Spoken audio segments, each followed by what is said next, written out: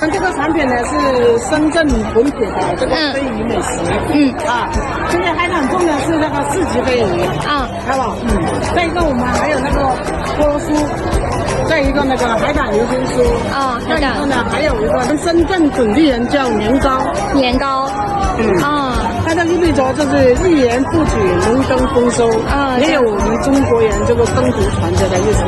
现在的人呢，希望年年进步，步步登高。现在几十年大家叫年糕啊，它真正的名字叫元龙，这个挺好的你们产品很丰富，看看海胆月饼海胆月饼，好的。今天呢，特意带来一个我们这个湾区精选的这个海胆粽刮无粽，看着很好吃，好，谢谢，